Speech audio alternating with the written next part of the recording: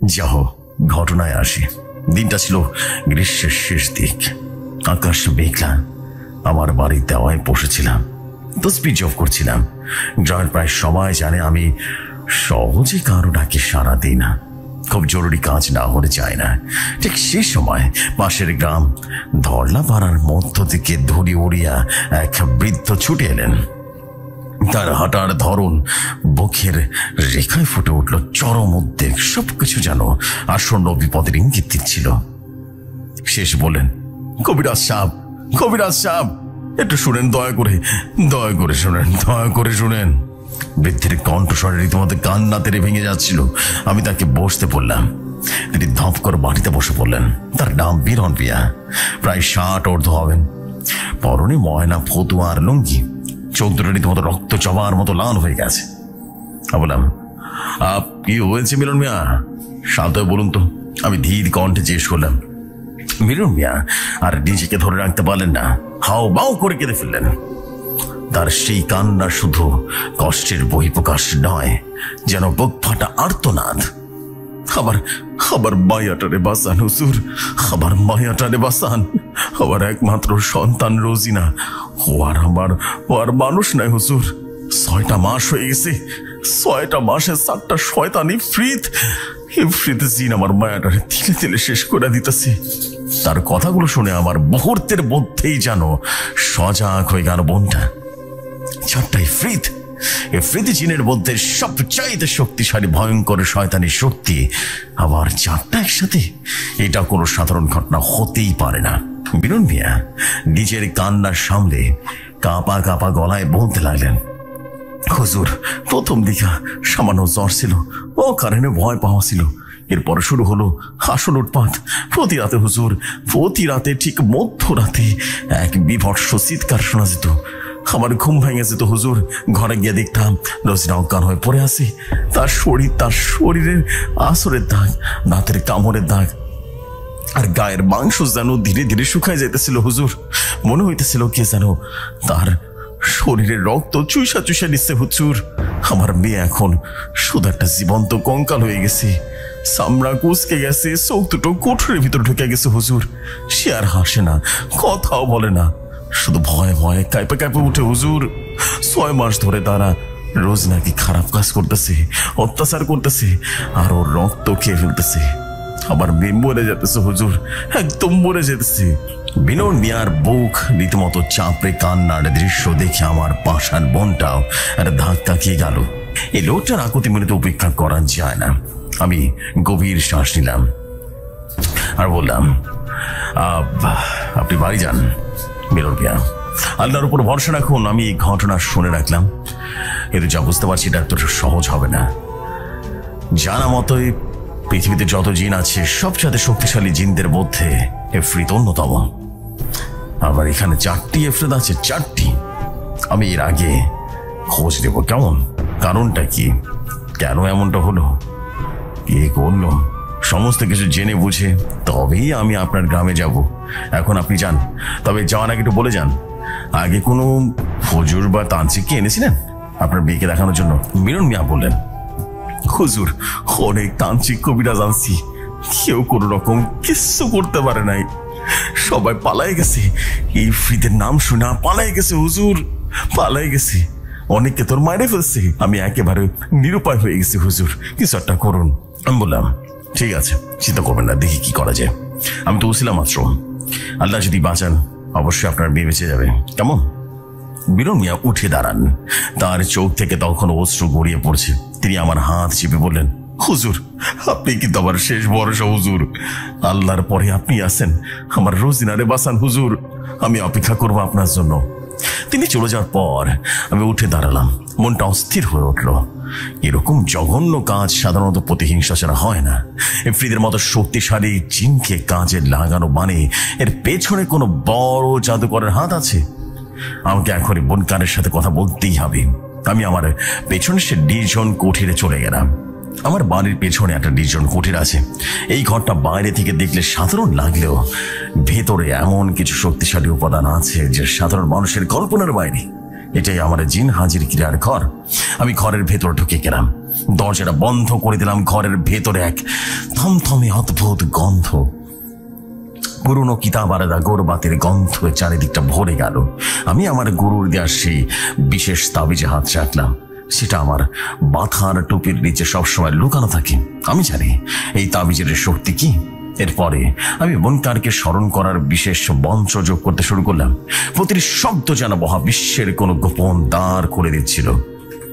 মন্ত্র জপতে জপতে আমি সে তাবিজটা মাথায় টিকিয়ে ধরলাম। সঙ্গে সঙ্গে ঘরের ভেতরে পরিবেশ যেন মুহূর্তেই পাল্টে গেল।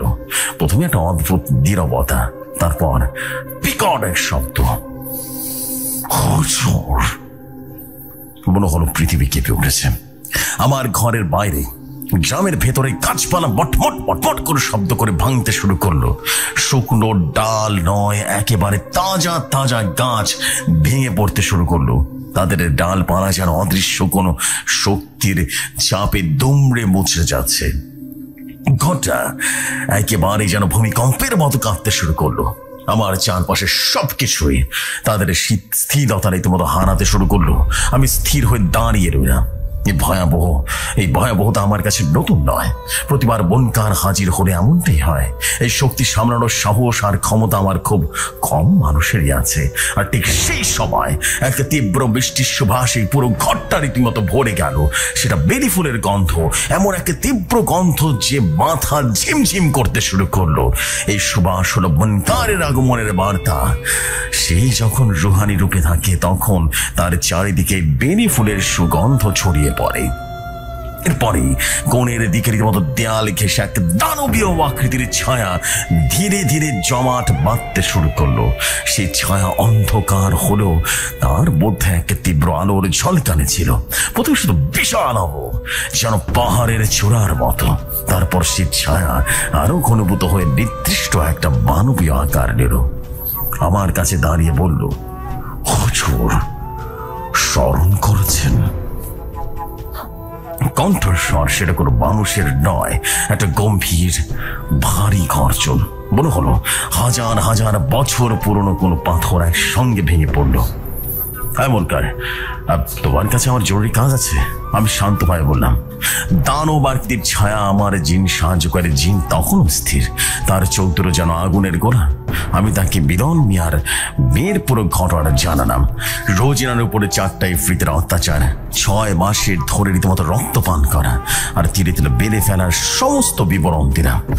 মুনকার আমার কথাগুলো নীরবে মনোযোগের সাথে শুনল। যখন আমার কথা শেষ হলো না, তখন তার ছায়া শরীরটাকে সামান্য নড়া দিল। ইফরিত 4টা! মুনকারের গর্জনে যেন ঘরের ছাদ কেঁপে উঠল। অতি ঘৃণ্য কাজ হুজুর। অনুমতি দিন, আমি এখনই নরাধম ইফরিতের সন্ধান করে আসছি। কেন তারা এমনটা করছে, তাদের মূল উদ্দেশ্য কি, সব তথ্য আমি আপনাকে এনে দেব। আমি বললাম, যাও মুনকার, দ্রুত খোঁজ নাও, কারণটা যেন খুব জরুরি। যেমন আদেশ হুজুর। এই কথা বলার সাথে সাথে সে দানব আকৃতির ছায়াটা মুহূর্তের মধ্যে বেরিয়ে গেল। তীব্র বেলি ফুলের গন্ধটাও ধীরে ধীরে হালকা হয়ে আসতে লাগলো। ঘরের কম্পন বন্ধ হয়ে গেল, কিন্তু গাছপালা ভাঙার শব্দ তখনও গ্রামের নীরবতা ভঙ্গ করছিল। আমি জানি মুনকার তার কাজে নেমে গেছে। তার দ্রুততার আলোর চেয়েও অনেক অনেক বেশি। আমি ঘর থেকে বেরিয়ে অপেক্ষা করতে শুরু করলাম। প্রতিটা মুহূর্ত যেন একটা প্রহর, একটা ভয় আর কৌতূহল আমার ভেতরে কাজ করছিল। কি এমন কারণ হতে পারে যার জন্য 4টে ইফরিত মিলে একটা সাধারণ মেয়ের উপরে এমন চরম অত্যাচার করতে পারে, আর 4টা হুজুর তান্ত্রিক মিলেও কিছু করতে পারেনি? প্রায় 6 ঘন্টা কেটে গেল। সন্ধ্যা নেমে রাত নেমে এলো, গভীর হয়ে গেল রাত। আমি বারান্দায় বসে তসবিহ জপ করছিলাম। হঠাৎ করে আবারও সে পরিবেশের পরিবর্তন শুরু হলো, কিন্তু এবার গাছ ভাঙার শব্দ নয়, শুধু তীব্র বেলি ফুলের সুবাস। এক পলকের মধ্যেই যেন সে দানব আকৃতির ছায়া আবারও হাজির হলো।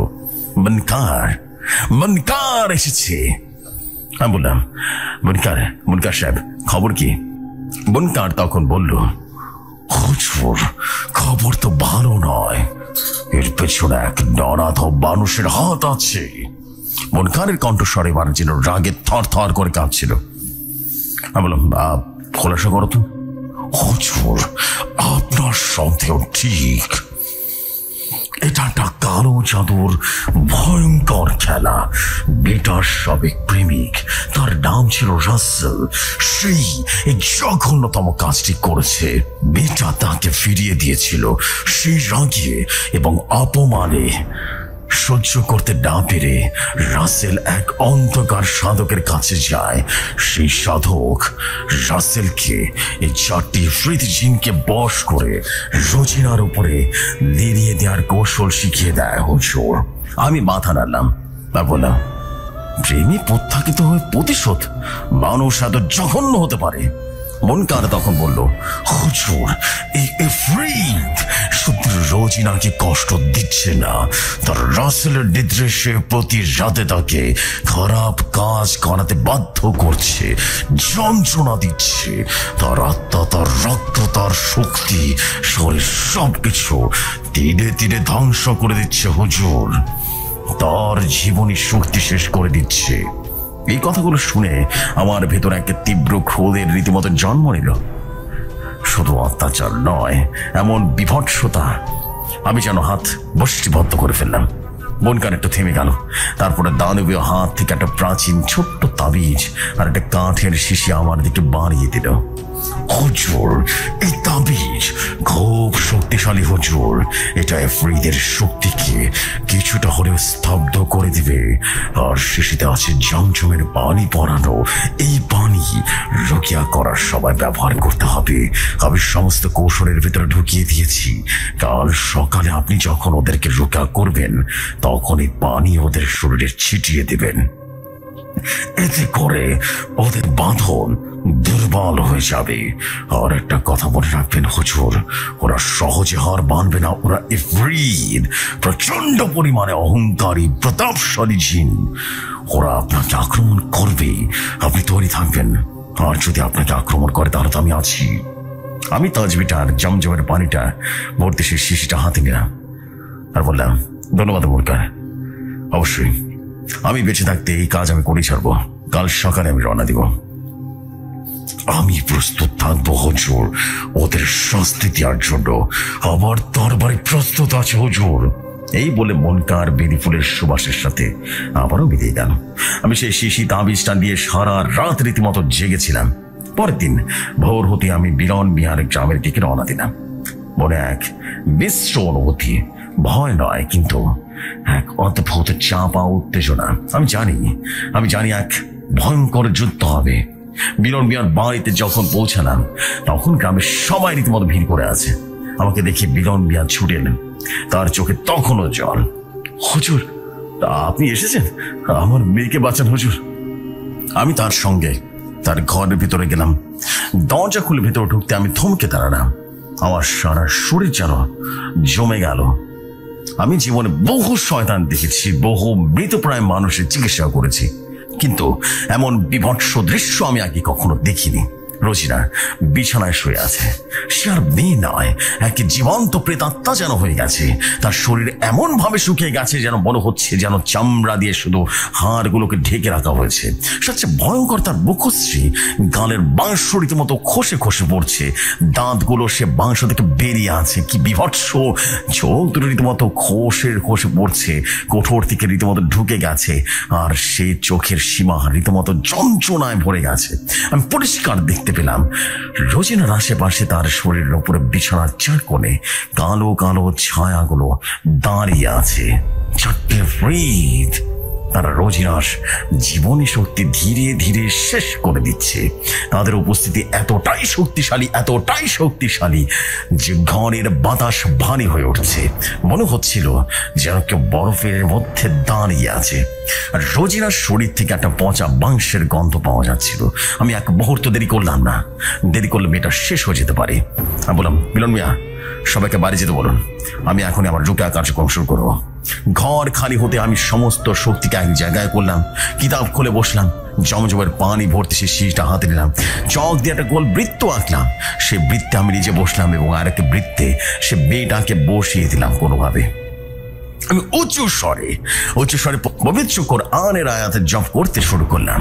আমার কণ্ঠস্বর ধীরে ধীরে জোরে জোরে উঠল, আর মঞ্চের প্রতিটা শব্দ যেন আগুনের ফুলকির মতো সেই কালো ছায়াগুলোকে আঘাত করতে শুরু করলো। প্রথমেই সেই জমজমের পানি রোজিনার মুখে, হাত এবং শরীরে ছিটিয়ে দিলাম। বিসমিল্লাহির রহমানির রহিম। সঙ্গে সঙ্গে রোজিনার শরীরটা কেঁপে উঠলো। তার শরীর থেকে বিকট শব্দ বের হতে শুরু করলো। সেটা মানুষের নয়, এক পশুর গর্জন। কে তুই? কেন আমাদেরকে বাধা দিচ্ছিস? চারটে ইফরিতের কণ্ঠস্বর একসাথে রোজিনার মুখ দিয়ে বেরিয়ে এলো। সেই কণ্ঠ এতটাই বিকৃত আর কর্কশ যে আমার হৃৎপিণ্ড রীতিমতো থেমে যেতে চাইলো।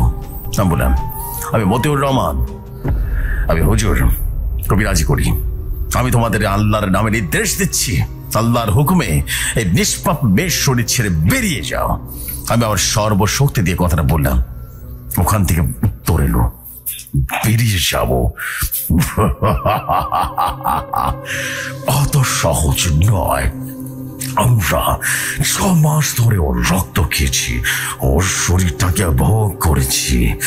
একে আমরা শেষ করেই যাব। আমাদের হুকুম দেওয়া হয়েছে, আমাদের নরবলি দিয়ে এখানে পাঠানো হয়েছে। তুই আমাদের হুকুম মানতে বলেছিস কিভাবে? হ্যাঁ, ইফরিত যেন গর্জন করে উঠলো। ঘরের ভেতরে বাতাস আর গতিরাতির মতো তীব্র হতে শুরু করলো।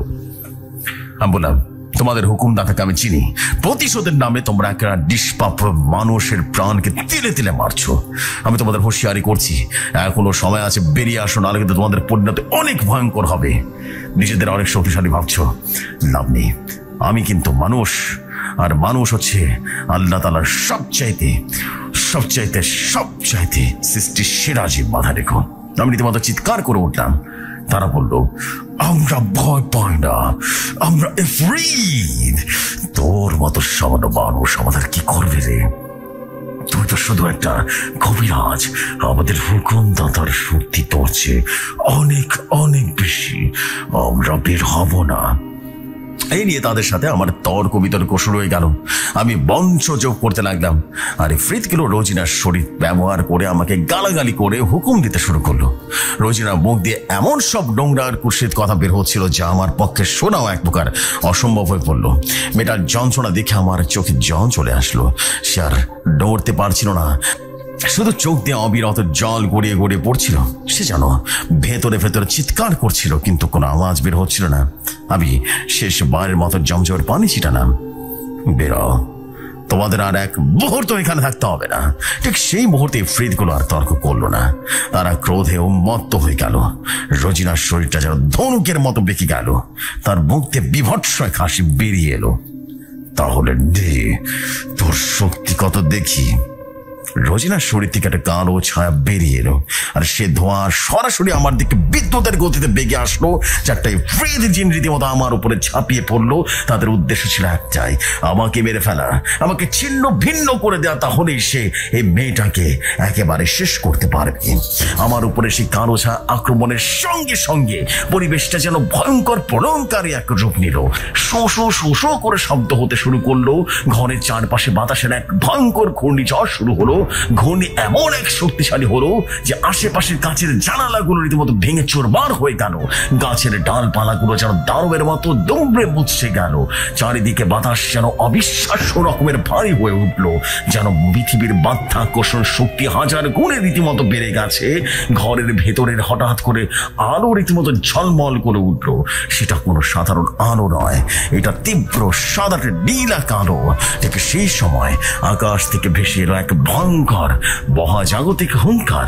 সেই শব্দে আমার কান রীতিমতো ফেটে যাচ্ছিল, আর সেই শব্দে রীতিমতো ইফরিতগুলো পর্যন্ত কেঁপে কেঁপে উঠল। আর সেখান থেকে ভীষণ এক ভয়ঙ্কর এক শব্দ হলো, কে আমার কুচির উপরে হাত তোলে। সে আলো আরো তীব্র হলো। তারপর রোজিনার বাড়ির ঠিক পেছনে আকাশে বিকট শব্দে এক বিদ্যুতের আলো চমকালো। সে বিদ্যুৎ মাটিতে আছড়ে পড়লো। সেটা আর কোনো সাধারণ বিদ্যুৎ নয়। মাটি ফেটে সে বিদ্যুতের ঝলকানি থেকে বেরিয়ে এলো এক বিশাল দানবীয় আকৃতির ছায়া। তার শরীর থেকে তখনও সে তীব্র বেনি ফুলের সুবাস ছড়াচ্ছে। সেটা আর কেউ নয়, বনকার মাটিতে পা রাখতেই তার শরীর থেকে রীতিমতো তীব্র শক্তি বিচ্ছুরিত হলো। সেই মুহূর্তে রোজিনার শরীরের উপরে ঝাঁপিয়ে পড়া চারটি ইফরিতকে দেখে ভয়ঙ্কর এক গর্জন ফেটে বলল। সে বলে উঠল, তোদের এত বড় সাহস আমার হুজুরের উপরে ঝাঁপিয়ে পড়িস? তোদের সাহস দেখে আমি অবাক হলাম। বনকার আর দেরি করলো না, সে বিদ্যুতের গতিতে মুহূর্তে রোজিনার শরীরের উপরে রীতিমতো আছড়ে পড়লো এবং শরীর থেকে বেরিয়ে আসলো, ছায়াগুলোর উপরে পড়লো। এটা ছিল শক্তির এক ভয়ঙ্কর প্রদর্শনী। ইফরিতগুলো শক্তিশালী ছিল, কিন্তু বনকারের শক্তি তার চাইতে অনেক অনেক বেশি। যুদ্ধ শুরু হলো। ঘরের ভিতরে আলো ছায়ার বনকারের আলো ঝলমলে এক দানবীয় আকৃতির সংঘর্ষ। প্রথমে ইফরিতটাকে বনকার বিশাল পাথরের মতো হাত দিয়ে ধরে ফেললো এবং ইফরিত যন্ত্রণায় ছটফট করতে শুরু করলো আর বলল, বনকার, আমাকে ছেড়ে দে, তুই আমাদের কি করবি? বনকার কোনো উত্তর দিল না। তার চোখ দুটো রীতিমতো আগে জল জল জল জল করছিল। এক ঝটকায় সে প্রথমে ইফরিতটার মাথা টেনে রীতিমতো ছিঁড়ে ফেললো আর বিভৎস শব্দ হলো একটা খচাত করে। ইফরিতের কালো ধোঁয়াটে ছায়াটা মুহূর্তে বেরিয়ে গেল। বাকি তিনটা ইফরিত ভয় থরথর করে কাঁপলো আর তারা পালানোর চেষ্টা করলো। কারে গর্জন হলো, পালাবি না! সে দ্বিতীয় ইফরিতের উপরে ঝাঁপিয়ে পড়লো। এবার তার আঙ্গুলের তীক্ষ্ণ বর্ষার মতো ব্যবহার হলো এবং তার বুক ভেদ করে হৃদয়টা কেটে দিল এবং ইফরিত চিৎকার করে ছাই হয়ে গেল। তৃতীয় এবং চতুর্থ ইফরিত একসঙ্গে আপুক আক্রমণ করলো সেই বনকার জিন। কিন্তু বনকার হাসলো। সে এক হাতে দুটো কি ধরে ফেললো আর বলল, তোদের শাস্তি অনিবার্য। তোরা নিষ্পাপের রক্ত খেয়েছিস আর আমার হুজুরকে আঘাত করতে এসেছিস।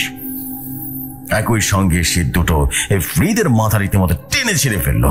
মুহূর্তের মধ্যে চারটি ভয়ঙ্কর শয়তানি শক্তি ধোঁয়ার মতো বিলীন হয়ে গেল। যুদ্ধ শেষ। ঘর শান্ত হয়ে গেল। বনকার আবার সে নীরব দানবীয় ছায়ার রূপ নিল আর সে বলল, হুজুর, কাজ শেষ। এই অভিশাপ আর এই ঘরে নেই। আমি হাঁপাতে হাঁপাতে বনকারের দিকে তাকালাম। আমার সারা শরীর রীতিমতো ঘামে ভিজে গেছে আর বললাম, ধন্যবাদ বনকার, তোমার সাজেশন এটা সম্ভব ছিল না। বনকার আমাকে শেষবারের মতো সালাম জানিয়ে এক ঝলকের মধ্যে মিলিয়ে গেল। আমি রোজিনার দিকে তাকালাম। তখন সে বিছানায় শুয়েছিল, কিন্তু তার বুকে এখন আর সে ভয় আর যন্ত্রণার চিহ্ন নেই। তার বুকটা ধীরে ধীরে শান্ত হয়ে এলো। তার শরীরটা যদিও শীর্ণ ছিল, আত্মা মুক্তি পেয়েছে। আমি ঘর থেকে বেরিয়ে এলাম। বিনন মিয়া হাও বাউ করে কাঁদতে শুরু করলো, কিন্তু এবার সে কান্না নয়, যেন আনন্দের কান্না। আমি তাকে সান্ত্বনা দিলাম। রোজিনা প্রাণে বেঁচে গেছে, কিন্তু তাকে সুস্থ হতে সময় লাগবে এবং তাকে ডাক্তারের কাছে নিয়ে যাওয়া লাগবে।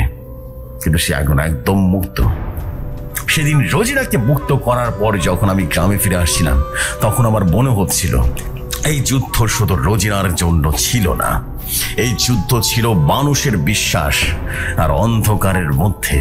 আর আমার সেই বিশ্বাস, আমার সেই জ্ঞান সবই আমি মানুষের কল্যাণে ব্যবহার করতে পেরেছি। কিন্তু রোজিনার সেই বিকৃত চেহারা, সে বিভৎস দৃশ্য, সেটা আমার স্মৃতিতে চিরকালের মতো গেঁথে গিয়েছিল। সে রাতে আমি ঈশ্বরের কাছে শুধু একটাই প্রার্থনা করেছিলাম, যেন কোনো মানুষ প্রতিহিংসার আগুনে জ্বলে কোনো নিষ্প্রাণ প্রাণকে ভয়ঙ্কর চরম পরিণতিতে না ছেড়ে দেয়। ৮৮ সালের দিকে হিমন্তের শেষ ভাগ, দিগন্ত বিস্তৃত হাওয়ারের বুকে হালকা কুয়াশার চাদর। সূর্যের তেজ কমে এসেছে। দিনের আলোয় কেমন যেন একটা বিষণ্ণতার ছোঁয়া। মিঠো পাথরে ক্যাচ ক্যাচ শব্দ করে এগিয়ে চলেছে লক্কর ঝক্কর এক অ্যাম্বুলেন্স। অ্যাম্বুলেন্সের গায়ে বড় বড় করে লেখা, বরহম বরিয়ম লাশবাহী পরিবহন। চালকের আসনে বসে আছে বছর ৩০-এর যুবক। নাম তার রবিউল। শক্ত সমর্থ চেহারা, কিন্তু চোখে নিচে কেমন যেন একটা কালি জমেছে। এই বিষয়ে রাত বিরেতে ছুটি বেড়াতে হয়। খুব ঘুম জিনিসটা তার কাছ থেকে অনেকটা বিলাসিতার বদলে। রবিউলের গ্রামটার নাম বেলতরি, সুনামগঞ্জের প্রত্যন্ত এক অঞ্চল। গ্রাম বললে ভুল হবে, যেন হাওরের বুকে জেগে থাকা কয়েকটা মাটির ঢিবি। বর্ষার চারিদিকে থই থই পানি, নৌকা ছাড়ার কোনো গতি নেই। আর শুল্ক মৌসুমে যতদূর চোখ চায় শুধু ধুধু প্রান্তর। গ্রাম থেকে জেলা শহরে যাওয়ার একমাত্র ভরসা এই ভাঙা চোরা রাস্তা। দিনের বেলাও এই পথে মানুষের আনাগোনা কম, আর রাত হলে তো কথাই নেই। রবিউল অবশ্য এসবে অভ্যস্ত। লাশ বয়ে নিয়ে যাওয়ায় তার একমাত্র কাজ। ভয় ডর করলে তার চলবে না। আজকের দিনটা শুরু থেকে কেমন যেন অন্যরকম লাগছিল রবিউলের কাছে। সকালবেলা ঘুম থেকে উঠিয়ে দেখে বাড়ির উঠোনে বড় শিমুল গাছটার একটা ডাল মরমর করে ভেঙে পড়েছে। মা বলতেন অকারণে গাছের ডাল ভাঙা অশুভ লক্ষণ। রবিউল এসব পাত্তা দেয় না, কিন্তু মনটা খচখচ করছিল। দুপুরে খাওয়ার সময় পাতে চুল পড়ল, বিরাজটা খিচড়ে গেল। বিকেলে যখন জেলা হাসপাতালের মর্গে লাইনে ফোন এলো, তখন রবিউল এর বুকের ভেতরটা কেমন যেন ছ্যাঁত করে উঠেছিল। ফোনের ওপাশ থেকে মর্গের ডোম রমেশ দাসের কর্কশ গলায় ভেসে এলো, এরে রবিউল, ওই তুই একটা লাশ নিয়ে যেতে হবে তো, জলদি আয়। রবিউল তখন জিজ্ঞেস করেছিল, কোথায় যেতে হবে রমেশ দা? রমেশ দাসের সংক্ষিপ্ত উত্তর ছিল, আগে আয় না, তারপর সব বলছি। রবিউল কথা বাড়ায়নি। গ্যারেজ থেকে অ্যাম্বুলেন্সটা নিয়ে রওনা দিয়েছিল জেলা শহরের দিকে। প্রায় ঘন্টা খানেকের পথ। ভাঙা রাস্তার ঝাঁকুনি, শরীরের কলকবজা ঢিলে হয়ে যাওয়ার জোগাড়। হাসপাতালে পৌঁছে দেখে রমেশ দাস মর্গের সামনে দাঁড়িয়ে আছে। তার মুখে একটা চাপা উত্তেজনা।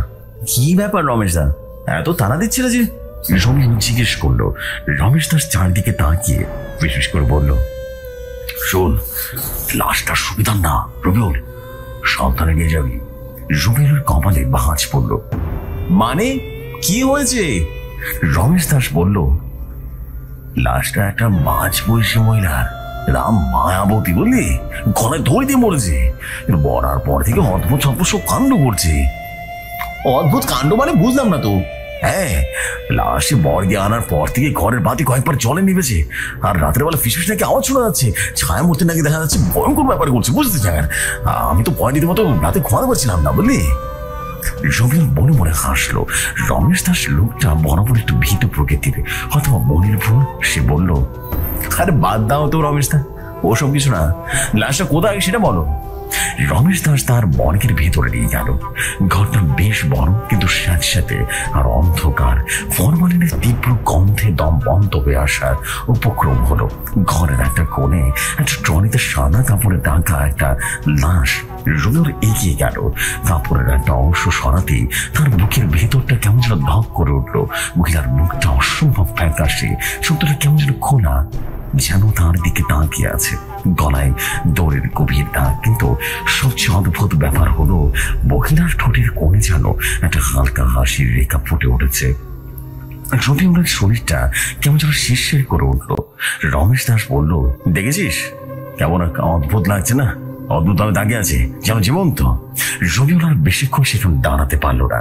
তাড়াতাড়ি লাশটা স্ট্রেচারে তুলে অ্যাম্বুলেন্সে ঢোকালো। রমেশ দাসের কাছ থেকে ঠিকানা আর প্রয়োজনীয় কাগজপত্র নিয়ে রওনা দিল। গন্তব্য বেলতলি থেকে প্রায় 50 কিলোমিটার দূরে একটা হাওর বেষ্টিত গ্রাম, নাম তার শেওড়াতলি। অ্যাম্বুলেন্স যখন আবারও মেঠো পথে নামলো, তখন সূর্য ডুবে গেছে, চারদিকে অন্ধকার ঘনিয়ে আসছে। রবিউলের মনে হলো আজকের রাতটা বেশ দীর্ঘই হবে। অ্যাম্বুলেন্সের হেডলাইটের আলোয় ভাঙাচোরা রাস্তাটা সর্পিল রেখার মতো এঁকে বেঁকে গেছে। দুপাশে দিগন্ত বিস্তৃত হাওর। দিনের বেলা এই হাওরের রূপ একরকম, আর রাতে আরেক রকম হয়ে যায়। চাঁদের আলোয় হাওরের পানি চিকচিক করে, কিন্তু আজ আকাশে কোনো চাঁদ নেই। অমাবস্যার রাত মনে হয়। নিকষ কালো অন্ধকারে চারিদিকটা ঢেকে গেছে। মাঝে মাঝে ঝিঝি পোকার ডাক আর শিয়ালের হুক্কা হওয়া ডাক ছাড়া আর কোনো শব্দ নেই। রবিউলের বুকের ভেতরটা ধক ধক করছে। রমেশ দাসের কথাগুলো বারবার মনে পড়ছে। লাশটা কিন্তু সুবিধার না রবিউল। সে স্টিয়ারিংটা আরো শক্ত করে ধরলো। এমন অনেক রাত সে একা লাশ নিয়ে গেছে, কিন্তু আজকের মতো ভয় তার আগে কখনো লাগেনি। হঠাৎ করে অ্যাম্বুলেন্সের ইঞ্জিনটা খক খক করে কেসে উঠলো। তারপরে সব শব্দ থেমে গেল। রবিউল অবাক হলো। গাড়িতে তো তেল ভরা ছিল। সে কয়েকবার স্টার্ট দেওয়ার চেষ্টা করলো, কিন্তু কোনোভাবেই লাভ হলো না। ইঞ্জিনটা পুরোপুরি বন্ধ হয়ে গেছে। রবিউল হতাশ হয়ে স্টিয়ারিং এর উপরে মাথা রাখলো। এই নির্জন প্রান্তরে এখন সে কি করবে? আশেপাশে কোনো মানুষ নেই, কোনো গ্রাম নেই, মোবাইল ফোনের যুগ তখনও আসেনি বললেই চলে। কাউকে কাউকে ফোন করে চাইবে, বাটন ফোন ছিল তাও মাত্র 10%। সে গাড়ি থেকে নেমে গেল। চারদিকে ঘুটে অন্ধকার, হেডলাইটও নিভে গেছে, শুধু আকাশের তারাগুলো বিট বিট করে জ্বলছে। রবিউল টর্চ লাইটটা জ্বালিয়ে ইঞ্জিনের ঢাকনাটা খুললো, কিন্তু সে গাড়িতে মেকানিক নয়। ইঞ্জিনের জটিল কবজায় তার মাথায় ঢোকে না। হঠাৎ তার কানে এক অদ্ভুত শব্দ এলো, যেন কেউ খিলখিল করে হাসছে। হাসির শব্দটা আসছে অ্যাম্বুলেন্সের ভেতর থেকে। রবিউলের শিরদাঁড়া দিয়ে একটা ঠান্ডা স্রোত বয়ে গেল। সে কাঁপা কাঁপা হাতে টর্চের আলোটা অ্যাম্বুলেন্সের পেছনের দরজার দিকে ফেললো। দরজাটা বন্ধ। তার শব্দটা আসছে কোথা থেকে? আবারও সেই হাসি, এবার আরো বেশি স্পষ্ট, যেন কোনো যুবতী মেয়ে তার কানের কাছে সে মুখ দিয়ে হাসছে। রবিউলের গলা শুকিয়ে যেন কাঠ হয়ে গেল। সে দৌড়ে পালানোর কথা ভাবলো, কিন্তু এই অন্ধকারে সে কোথায় যাবে? সাহস সঞ্চয় করে সে পিছনের দরজা দিয়ে এগিয়ে গেল। দরজার ছোট জানালা দিয়ে ভেতরে দেখবার চেষ্টা করলো, কিন্তু কিছুই দেখা যাচ্ছে না। সে দরজার হাতলে হাত রাখতে ভেতর থেকে ধাক্কা গেল। রবিউল ছিটকে পড়ে গেল। সে মাটিতে শুনে দেখলো অ্যাম্বুলেন্সের দরজাটা ধীরে ধীরে খুলছে। ভেতর থেকে সাদা কাপড়ে ঢাকা লাশটা বেরিয়ে আসছে, কিন্তু লাশটা শুয়ে নেই, দাঁড়িয়ে আছে। তার মুখটা কাপড়ে ঢাকা, কিন্তু রবিউল স্পষ্ট বুঝতে পারছে সে তার দিকেই তাকিয়ে আছে। রবিউল রীতিমতো ভয়ে ভয়ে চিৎকার করতে চাইল, কিন্তু তার গলা দিয়ে কোনো আওয়াজ বের হলো না। লাশটা তার দিকে এগিয়ে আসছে। তার পা দুটো মাটির সঙ্গে সঙ্গে গেঁথে গেছে। সে নড়তে চড়তে পারছে না। লাশটা যখন তার একেবারে কাছে চলে এসেছে, তখন সে দেখতে পেল সাদা কাপড়ের ফাঁক দিয়ে মহিলার চোখ দুটো জল জল করছে, আর তার ঠোঁটের কোণে সে রহস্যময় একটা অদ্ভুত হাসি। রবিউল জ্ঞান হারালো। কতক্ষণ পর তার জ্ঞান ফিরল সে জানে না। যখন চোখ খুলল তখন দেখলো সে অ্যাম্বুলেন্সের ড্রাইভিং সিটেই বসে আছে। ইঞ্জিনটা চলছে, হেডলাইটের আলোয় রাস্তা দেখা যাচ্ছে। সে কি স্বপ্ন দেখছিল? রবিউল নিজের গায়ে চিমটি কাটলো। না, এইটা কোনো স্বপ্ন নয়। তাহলে যা দেখছে সবই সত্যি। সে ভয় ভয় পেছনের দিকে তাকালো। লাশটা স্ট্রেচারে শোয়ানো আছে, সাদা কাপড়ে ঢাকা, সবকিছু আগের মতোই, কিন্তু তার শরীরটা এখনো কাঁপছে। সে আর এক মুহূর্ত সেখানে দাঁড়ালো না, দ্রুত গিয়ার বদলে অ্যাম্বুলেন্স চালিয়ে দিল। শুধু চরপাশে দেখলো রাস্তার পাশে একটা বড় বট গাছ, এবং বট গাছের কাছে লোক দাঁড়িয়ে আছে। লোকটা রবিউলের গাড়ির সামনে এসে হাত ঝাঁচালো। তার পরনে সাদা পাঞ্জাবি, পায়জামা। রবিউলের মনে হলো লোকটা বোধহয় বিপদে পড়েছে। সে গাড়িটা থামিয়ে জিজ্ঞেস করলো, কোথায় যাবেন? হ্যাঁ। লোকটা কোনো কথা বললো না, গাড়িতে উঠে বসলো। রবিউল আবারও গাড়ি চালাতে শুরু করলো। সে কয়েকবার লোকটার সঙ্গে কথা বলার চেষ্টা করলো, কিন্তু লোকটা কোনো উত্তর দিল না, শুধু ফ্যাল ফ্যাল করে তার দিকে তাকিয়ে রইল। রবিউলের কেমন যেন অস্বস্তি লাগতে শুরু করলো। সে আয়নায় লোকটার দিকে তাকালো, আর তাকাতেই তার রক্তহীন হয়ে গেল। লোকটার কোনো পা নেই, তার শরীর যেন বাতাসে ভাসছে। রবিউল ভয় ভয় চিৎকার করলো। সে ব্রেক কষে গাড়িটা থামিয়ে দিল। লোকটা তখন হি হি করে হাসতে শুরু করলো, গাড়ি থেকে নেমে গেল এবং চোখের পলকে অন্ধকার বিলিয়ে গেল। রবিউল কাঁপতে কাঁপতে আবারও গাড়ি চালাতে শুরু করলো। সে বুঝতে পারছিল সে কোনো সাধারণ রাস্তায় নেই, এটা যেন অভিশপ্ত এক পথ। অনেকটা পথ পেরিয়ে রবিউল যখন শেওড়াতলির গ্রামে পৌঁছালো, তখন মধ্যরাত। গ্রামের সবাই মোটামুটি ঘুমিয়ে পড়েছে। চারপাশে পিন পতন নীরবতা, শুধু কয়েকটা কুকুর ঘেউ ঘেউ করছে। মায়াবতীর বাড়ির সামনে অ্যাম্বুলেন্সটা দাঁড়াতেই কয়েকজন লোক বেরিয়ে এলো, তাদের চোখ মুখে বিষণ্ণতার ছাপ। রবিউল তাদের সাহায্যে লাশটা নামিয়ে বাড়ির উঠোনে রাখলো। মায়াবতীর স্বামী একটা পৌর ভদ্রলোক কান্নায় ভেঙে পড়লেন। রবিউল তাকে সান্ত্বনা দেওয়ার চেষ্টা করলো, কিন্তু তার নিজেরই তখন সান্ত্বনার প্রয়োজন। গ্রামের লোকেরা সিদ্ধান্ত নিল রাতের লাশটা সৎকার করা হবে। রবিউল তাদের সঙ্গে শ্মশান ঘাটের দিকে রওনা দিল। রবিউল তাদের ছেড়ে যেতে পারছে না। গ্রামের শেষ প্রান্তে নদীর ধারে শ্মশান ঘাট, চারদিকে বড় বড় গাছপালা, জায়গাটা বেশ অন্ধকার আর স্যাঁতসেঁতে। চিতায় আগুন দেওয়া হলো, দাও দাও করে আগুন জ্বলছে। আগুনের আলোয় সবার মুখগুলো কেমন যেন অদ্ভুত ভাবে বহুতেই দেখাচ্ছে। রবিউল একটু দূরে একটা গাছের নিচে দাঁড়িয়েছিল। তার শরীরটা খুব ক্লান্ত, সারা রাত ধকলে সে ভেঙে পড়েছে। তার হঠাৎ চোখ পড়ল নদীর দিকে। সে দেখলো নদীর পানি থেকে একটা ছায়া মূর্তি উঠে আসছে। মূর্তিটা ধীরে ধীরে এগিয়ে আসছে। রবিউল ভয় চিৎকার করে উঠল, ওই দেখুন না, ওইটা কি? সবাই তার দিকে তাকালো, কিন্তু তারা কিছুই দেখতে পেল না।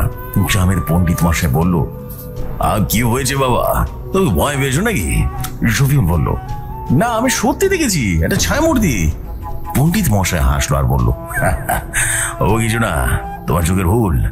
শ্মশান ঘাটে এরকম কত কি মনে হয়, কিন্তু রবিউল জানে সে যা দেখেছে সেটা কোনো ভুল নয়। সে স্পষ্ট দেখেছে। চিতার আগুন নিভে গেল।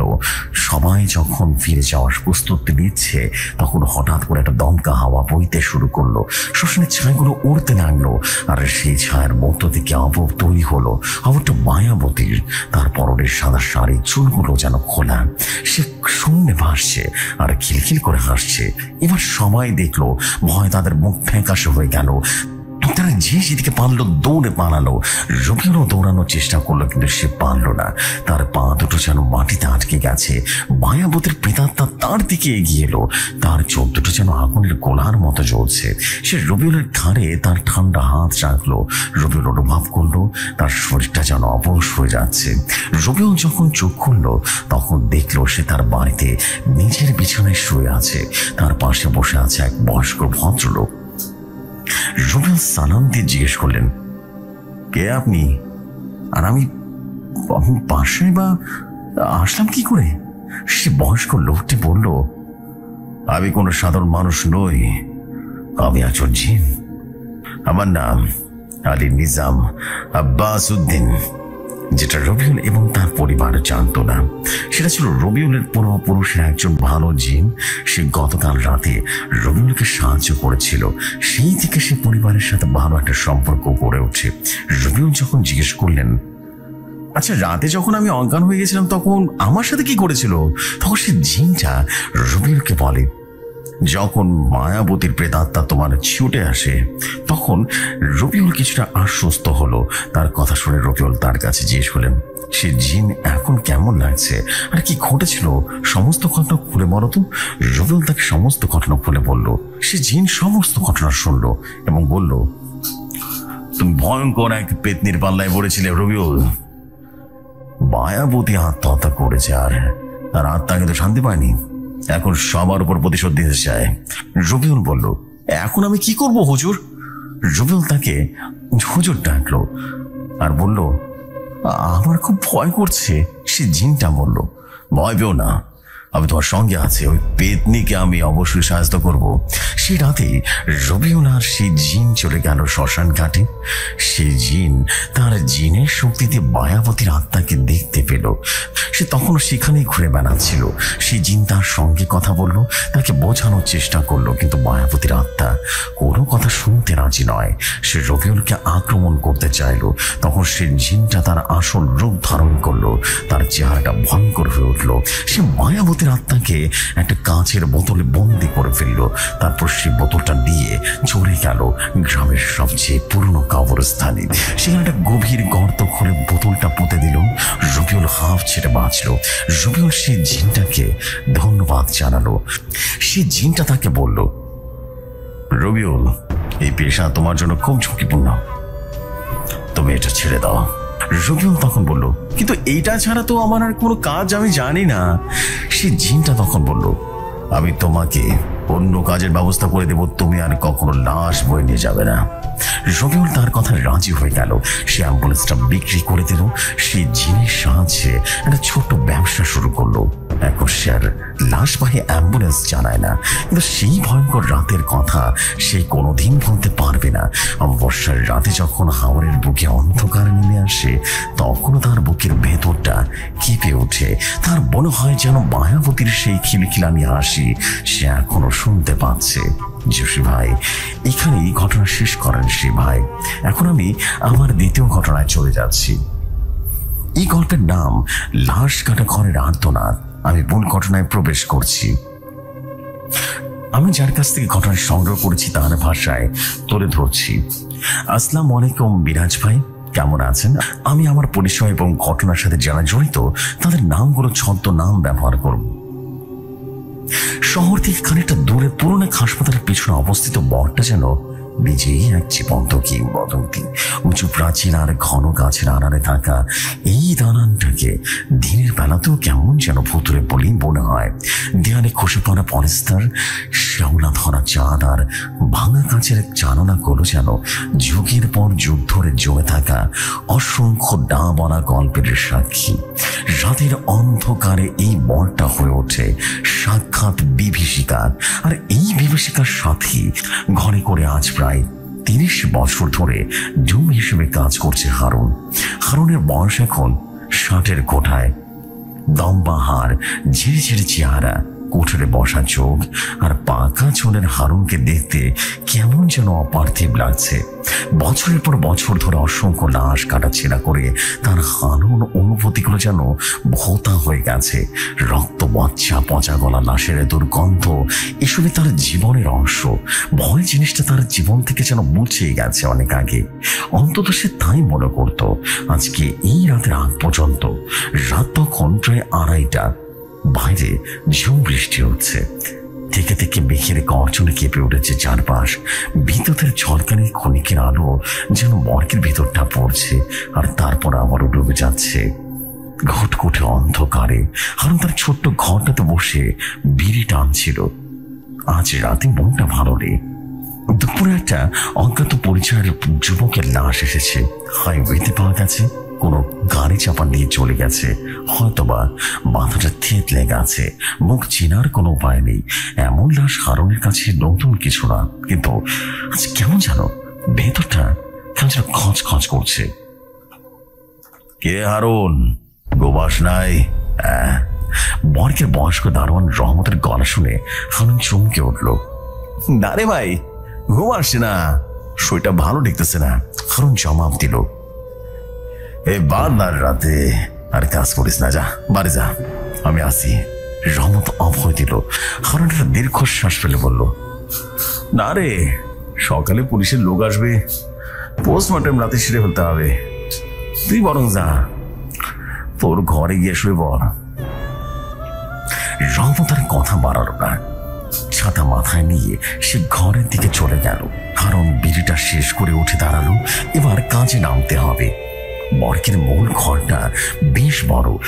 মাঝখানে একটা বিশাল লোহার টেবিল, যার উপরে লাশ রেখে কাটাছেঁড়া করা হয়।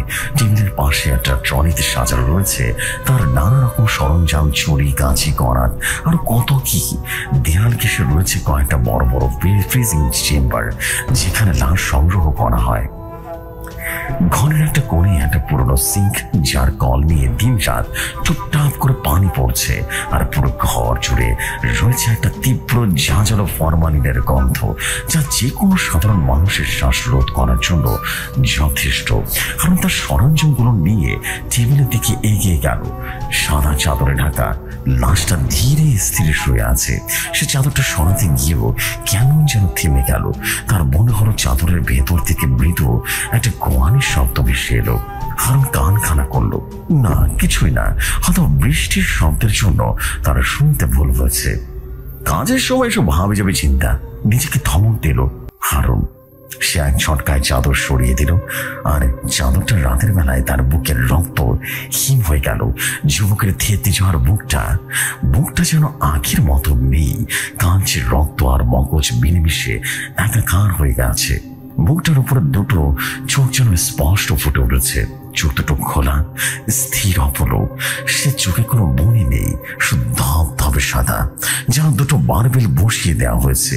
হারুন ভয়ে ভয়ে পা পিছিয়ে গেল। এটা কি করে সম্ভব? তার মুখ দিয়ে যেন অস্পষ্ট একটা অদ্ভুত আওয়াজ বেরিয়ে এলো। সে তো ভালো করে দেখেছিল লোকটার মুখ পুরোপুরি থেতে গেছে, চোখের কোনো অস্তিত্ব ছিল না। তাহলে এখন চোখ দুটো কোথা থেকে এলো? সে কাঁপা কাঁপা হাতে টর্চটা জ্বালালো। টর্চের তীব্র আলো ফেলল লাশের উপরে। হ্যাঁ, সে বহু দেখেনি। দুটো ধবধবে সাদা চোখ তার দিকে তাকিয়ে আছে। হারুনের মনে হলো চোখ দুটো যেন জীবন্ত হয়ে গেছে। হঠাৎ করে বর্গের একমাত্র বাতি দপ করে নিভে গেল। ঘুটঘুটে অন্ধকারে ছাড়া কিছুই দেখা যাচ্ছে না। কারণ ভয়ে ভয়ে জমে গেল। তার হাত থেকে টর্চটা পড়ে গেল, নিচে পড়ে গেল। সে যেন পাগলের মতো হাত সে বেড়াতে লাগলো টর্চ খোঁজার জন্য। আর ঠিক তখনই সে শুনলো একটা কষকষে ফ্যাসফ্যাসে গলা, যেন বহু বছর পুরনো কবর থেকে উঠে আসছে। আলো চালাবি না। হারুনের সারা শরীর যেন বরফ শীতল স্রোত বয়ে গেল। এই কণ্ঠস্বর তো তার চেনা নয়। বলে কি সে একা? তাহলে কি কথা বলছে? ভয় তার গলা শুকিয়ে কাঠ হয়ে গেল। সে চিৎকার করতে চাইল, কিন্তু পারল না। বিদ্যুতের এক ঝলকানিতে ক্ষণিকের জন্য ঘরটা আলোকিত হয়ে গেল। আর সে আরো এই হারুন যা দেখলো তা দেখার জন্য প্রস্তুত ছিল না। সে দেখলো লাশটা টেবিলের উপরে বসে আছে। তার থেতে যাওয়া মাথাটা অদ্ভুত ভঙ্গিমায় একদিক রীতিমতো কাত হয়ে গেছে। আর সেই দাউদ্দাপের সাদা চোখ দুটো জল জল করছে অন্ধকারের মধ্যে। লাশটার শরীর অদ্ভুত ভাবে নড়তে শুরু করলো। বটমট করে হাড় ভাঙার মতো শব্দ হলো, যেন কেউ তার শরীরটা নতুন করে সাজাচ্ছে। হারুন দেখলো থেতে যাওয়ার মাথাটা ধীরে ধীরে সোজা হচ্ছে, ভাঙা চোয়াল জায়গার মতো বসে যাচ্ছে। আর তারপর মুখ দিয়ে বেরিয়ে এলো অস্পষ্ট এক হাসি, বিভৎস অট্ট হাসি, যা হারুনের কানে টানা লাগিয়ে দেওয়া হলো। অনেকদিন পর রক্তের স্বাদ, তাজা রক্তের স্বাদ। হারুন আর এক মুহূর্ত দাঁড়ালো না। সে অন্ধের মতো দৌড়ালো দরজার দিকে, কিন্তু হায়, দরজাটা বাইরে থেকে বন্ধ। সে দরজায় পাগলের মতো খিরখুশি মারতে লাগলো। রমদ ভাই, রমদ ভাই, বাঁচাও, দরজাটা খোলো। কিন্তু তার চিৎকারে যেন বর্গের দেয়ালটা ভারী হয়ে এলো। বাইরে তখনও চলছে প্রকৃতির তাণ্ডব। কোথায় যাবি? সে কণ্ঠস্বরটা এবার তার কানের কাছে এসে ভেসে এলো। হারুন ঘাড় ঘুরিয়ে দেখলো লাশটা তার ঠিক পেছনে দাঁড়িয়ে আছে। তার শরীর থেকে তীব্র পচা দুর্গন্ধ বেরোচ্ছে। তার সারা চোখ দুটো যেন হারুনের আত্মার ভেতরে পর্যন্ত দেখে নিচ্ছে। আমায় ছেড়ে দে। হারুন তোতলাতে তোতলাতে বলল। লাশটা আবার বিকট একটা হাসি আসলো। তোকে দিয়ে তো শুরু হবে আমার নতুন জীবন। এই বলে সে তার একটা হাত বাড়ালো হারুনের দিকে। হারুন দেখলো সে হাতের আঙ্গুলগুলো অস্বাভাবিক লম্বা আর সরু, লোকগুলো ধারালো, একটা পশুর থাবার মতো। সে হাতটা ধীরে ধীরে এগিয়ে আসতে লাগলো হারুনের গলার দিকে। হারুন চোখ বন্ধ করে ফেললো। তার জীবনের শেষ মুহূর্ত উপস্থিত হলো, এটা সে বুঝে গিয়েছিল। কিন্তু ঠিক তখনই বর্গের রিফ্রেজিং চেম্বারগুলো সজোরে খুলে গেল।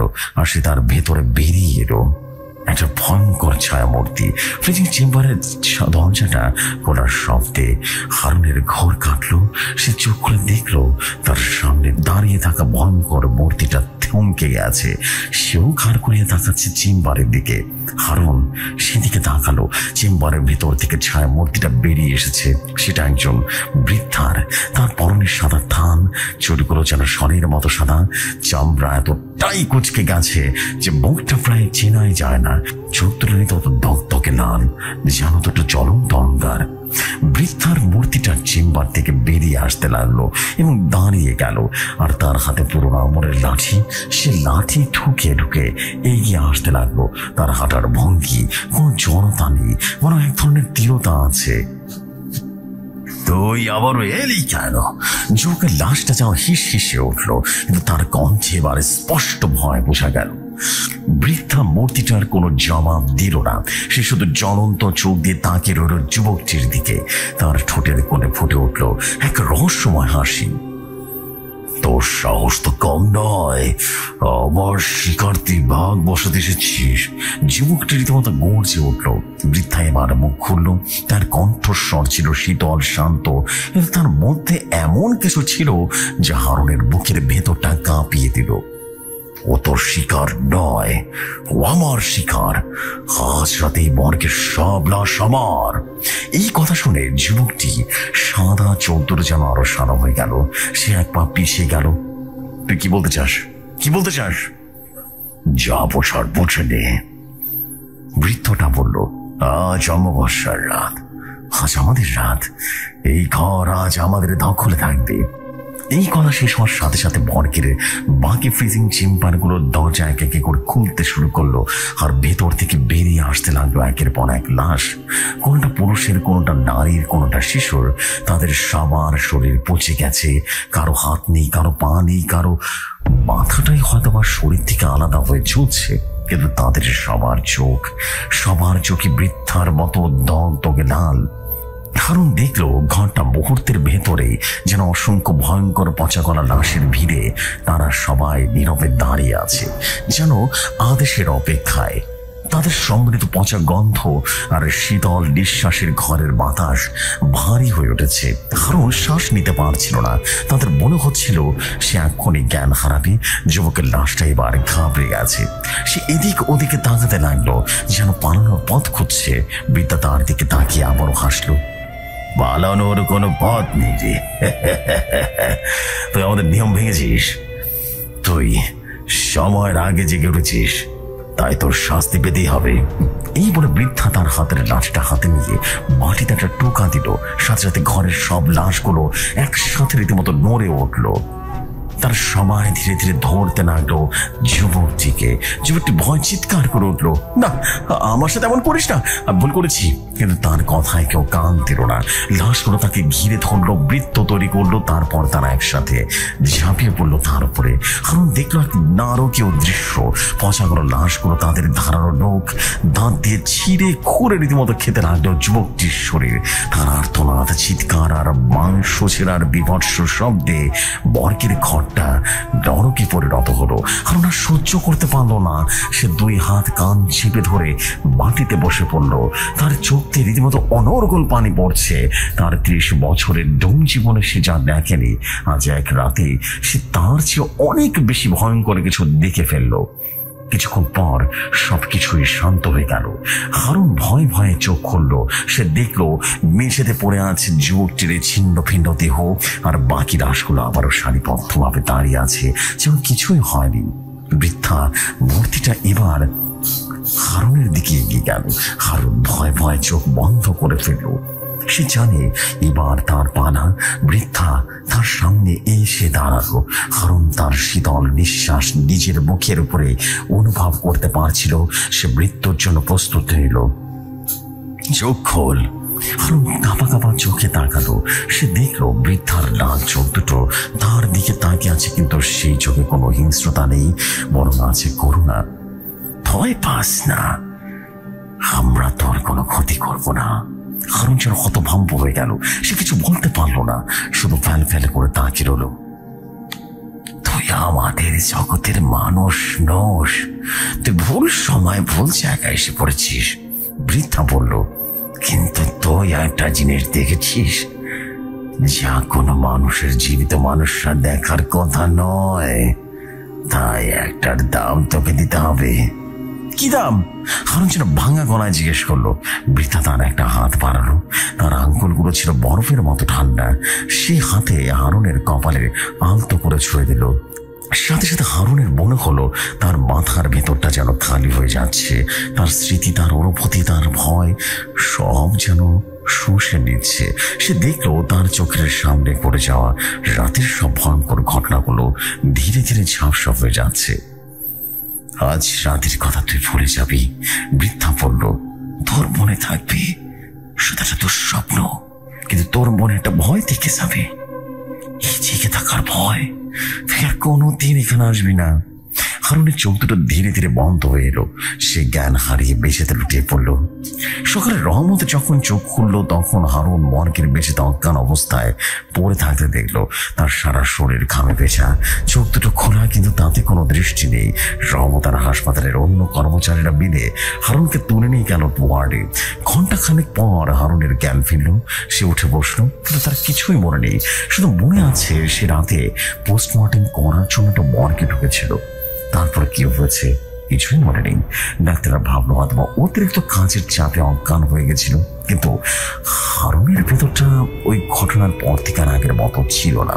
সে মনের ভেতরে একটা ভয় জিনিসটা মুছে গিয়েছিল, সেটা আমারও জেগে উঠলো। সে মর্গের দিকে তাকাতে পারে না। মর্গের কথা শুনলে কেমন যেন কেঁপে কেঁপে ওঠে। ডাক্তাররা তারা ছুটি নিল, কিন্তু হারুন কোনোদিন আর হাসপাতালে ফিরে যায়নি। সে তার চাকরি ছেড়ে শহর থেকে অনেক দূরে এক গ্রামে চলে গেল। বাকিটা জীবন সেখানেই কাটিয়ে দিল, এক অজানা আতঙ্ক নিয়ে, বোঝা নিয়ে। আর সে মর্গটা এখনো আছে, কিন্তু হারুনের ঘটনার পর থেকে সেখানে আর কোনো ডোম রাতের বেলা কাজ করতে চায় না। শোনা যায় প্রতি অমাবস্যার রাতে নাকি ওই মর্গের ভেতরে অদ্ভুত অদ্ভুত শব্দ শোনা যায়। কান পাতলে শোনা যায় অট্টহাসি, আর্তনাদ আর মাংস ছেঁড়ার শব্দ। অনেকে বলে ওই রাতে নাকি মর্গটা তার মৃত থাকে না, হয়ে যায় জীবন্ত লাশদের বিচারক ক্ষেত্র। কিন্তু সত্যিটা কি তা কেউ জানে না, কারণ সেই রাতে একমাত্র সাক্ষী হারুন তার স্মৃতি হারিয়ে ফেলছে। আর যারা সত্যিটা জানে তারা তো এই পৃথিবীর বাসিন্দা নয়।